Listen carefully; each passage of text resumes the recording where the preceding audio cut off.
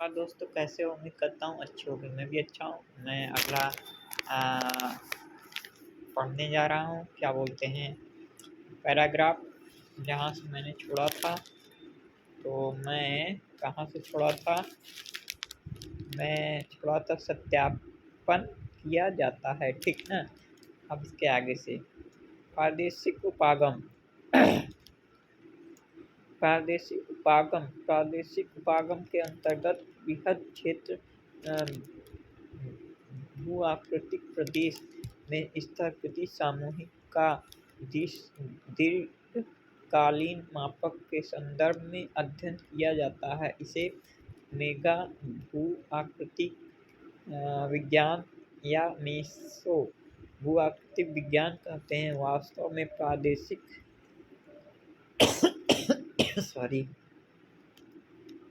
में प्रादेशिक उपागम के तहत प्रादेशिक स्तर में से महाद्वीपीय स्तर पर स्थल रूपों के चक्रीय विकास तथा अन्य आच्छादन कालक्रम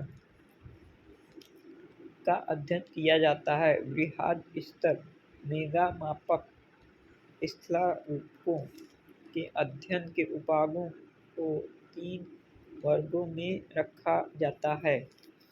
पहला है प्रादेशिक स्तर से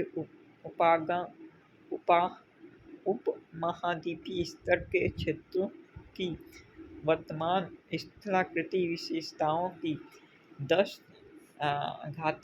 15⁻10⁵ वर्ष की अवधि के अंतर्गत पूरा प्रक्रमों के संदर्भ में व्याख्या। उपमहाद्वीप एवं प्रादेशिक स्तर पर 1 से 100 वर्ष की अवधि में वर्तमान प्रक्रमों तथा प्रक्रमों एवं स्थल रूपों में गतिक संतुलन का परीक्षण एवं व्याख्या तथा प्रमुख भू-आकृतिक निर्धारकों यथार्थ जलवायु एवं सागर तल में परिवर्तन, प्रादेशिक स्तर से भूमंडलीय स्तर की विवर्तन घटनाओं का परीक्षण एवं व्याख्या। इस तरह प्रादेशिक उपागम के अंतर्गत यह देखा जाता है कि विगत पर्यावरणीय दशाओं एवं उनसे संबंधित प्रक्रमों में किस तरह का कितना और किसके परिवर्तन हुए तथा विगत प्रक्रमों ने धरातलीय सतह को किसी तरह परिवर्तित किया। यदि देखा जाए तो प्रादेशिक उपागम एक तरह से ऐतिहासिक उपागम का ही रूप है। उल्लेखनीय है कि वर्तमान समय में प्रक्रम रूप उपलब्ध के सामने प्रादेशिक या ऐतिहासिक उपागम महत्वहीन हो गया है, क्योंकि अब बृहद क्षेत्रीय एवं दीर्घकालीन परिवेश में स्थलाकृतियों के अध्ययन का समय नहीं रहा। प्रक्रम चौथा है हेडिंग है क्रमबद्ध उपागम। स्थल रूपों की व्याख्या के क्रमबद्ध उपागम के अंतर्गत विभिन्न पर्यावरणीय दशाओं में स्थल रूपों को निम्नित करने वाले भू-आकृतिक प्रक्रमों को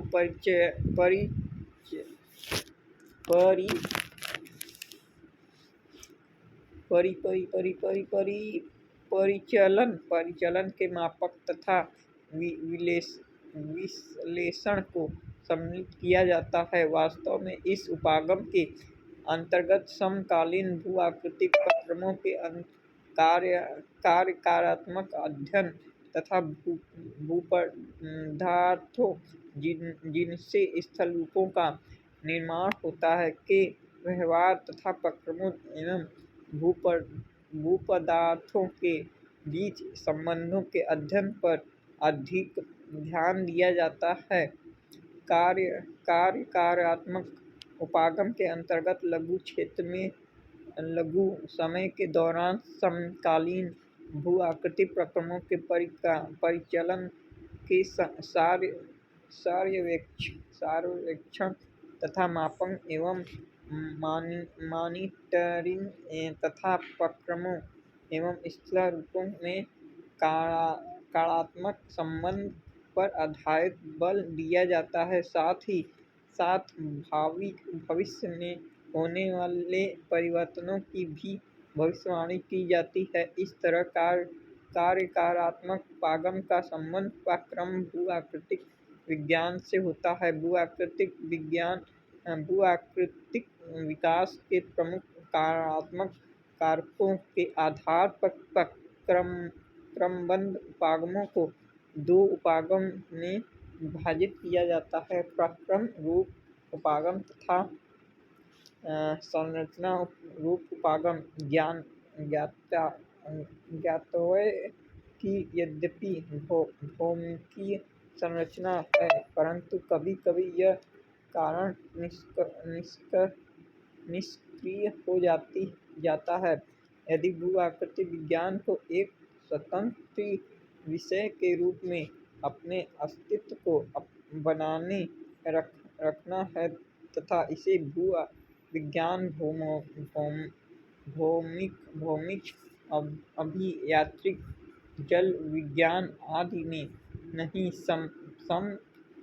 समा जाना है, तो इसे विगत एवं वर्तमान प्रक्रमों एवं स्थल रूपों के बीच संबंधों तथा समय के परिवेश में स्थल रूपों के विकास की व्याख्या करनी होगी। रीट गार्टनर तथा हेलेन स्कार्जीन 1983 अतः भू-आकृति वैज्ञानिक की निम्न कार्य करें एवं एक सूक्ष्म स्तर प्रक्रम द्वारा किए जाने वाले भौतिक एवं रासायनिक कार्य तथा उनकी आपसी अंतरक्रियाओं एवं उससे उत्पन्न होने वाले परिणामों को समझने के लिए इस प्रक्रमों का क्षेत्र में उपकरणों द्वारा मापन तथा प्राप्त आंकड़ों की व्याख्या करना। विगत भू-आकृतिक काल में हुई पर्यावरणीय परिवर्तनों के कालक्रम की पुनर्चरण करना।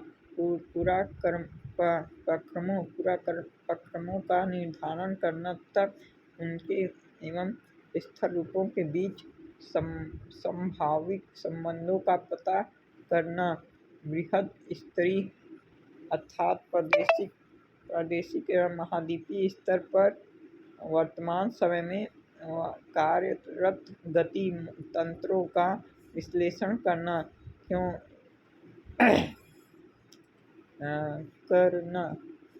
क्योंकि यदि स्थानीय एवं कालिक मापक बादला है, अर्थात यदि बृहद स्तर मेगा मापक के स्तर पर सूक्ष्म स्तर मापक पर अध्ययन किया जाता है, तो स्थल रूपों के विकास को प्रभावित करने वाले स्वतंत्र विचारकों के आमूल-चूल परिवर्तन हो जाता है। पहला शोध विधि डाली, ये हेडिंग है।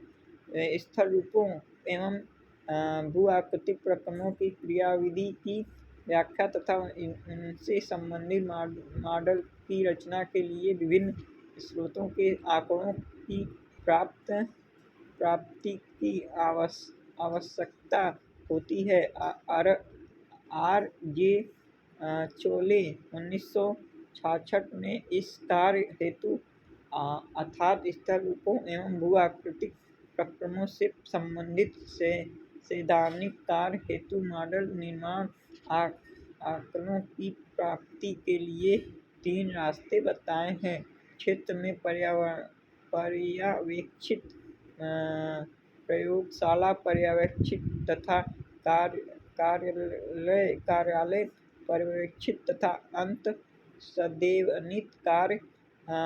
भू-आकृतिक शोध के लिए स्थल रूपों एवं प्रक्रमों का क्षेत्र में पर्यवेक्षण अत्यधिक महत्वपूर्ण होता है। क्षेत्र पर्यवेक्षण के अंतर्गत आंकड़ों के प्राप्ति के लिए गुणवत्ता तथा परिमाणात्मक दोनों विधियों को अपनाया जाता है। अनाच्छादन कालक्रम मापदंड के भू-आकृतिक विज्ञान स्थल रूपों, स्थाकृतियों तथा अपरदन सतहों के ऐतिहासिक विकास के अध्ययन के लिए वांछित विवरण एवं आकलनीय गुणात्मक क्षेत्र पर्यवेक्षक द्वारा अर्थात क्षेत्र में जाकर अवलोकन करके व्याख्या करना तथा स्थलाकृति के मानचित्रों का अध्ययन करके व्यक्तिनिष्ठ विश्लेषण के आधार पर विवरण प्राप्त करते रहें। परंतु प्रक्रम रूपी उपागम तथा कार्यात्मक उपागम के प्रमुख अभ्युदय के साथ ही स्थल रूपों, प्रक्रमों एवं भूपदार्थों, क्षेत्र एवं मृदा से संबंधित सटीक, सही एवं मात्रात्मक आंकड़ों की अवस्था एवं मांग बढ़ी है। इस तरह के मात्रात्मक आंकड़ों की प्राप्ति स्थल रूपों के विभिन्न उपयोग यथा ढाल, कोण, निरपेक्ष एवं सापेक्ष, उच्चवाच, आकस्मिक स्वरूप आदि तथा प्रक्रमों की क्रियाविधि तथा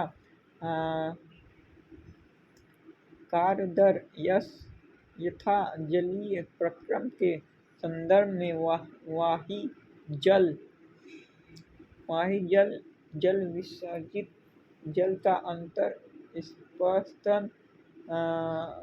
वाष्पीकरण, अवसाद भार, जलवाष्प अवसाद का निक्षेपण, अपरदन की दर आदि का उपयुक्त उपकरणों द्वारा क्षेत्र में मापन द्वारा की जाती है।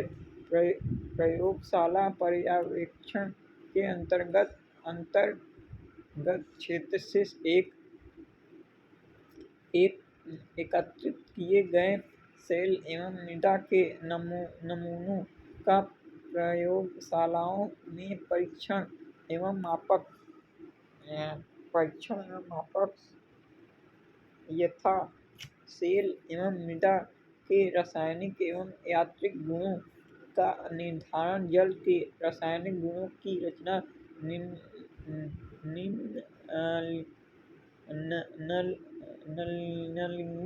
निलंबित अवसाद भार तथा अन्य अपरदित पदार्थों के ग्रेड, साइज का मापक तथा उनके रासायनिक गुणों का निर्धारण आदि तथा प्रयोगशालाओं में नियंत्रण दशाओं में परीक्षण यथा प्रयोगशाला में निर्मित अवनलिक के विकास की दर एवं स्थल रूपों मृदा विकास की दर, मृदा अपरदन एवं निक्षेपण की दर, निकस्लाइड के पीछे हटने की दर आदि के आधार पर आंकड़े प्राप्त करने की प्रक्रियाओं एवं उनकी व्याख्या को सम्मिलित किया जाता है। इसी के साथ ये दोस्तों मैं वीडियो समाप्त करना चाहूँगा। अगला पैराग्राफ कल पढ़ूँगा, तो सब्सक्राइब कर लीजिए, लाइक कर दीजिए, बेल आइकन दबा दीजिए। अच्छा लगे तो लाइक करिए, न अच्छा लगे तो डिसलाइक कर दीजिए। ताकि नोटिफिकेशन मिलता रहे और हंसते रहें, मुस्कुराते रहें। जय हिंद, जय भारत।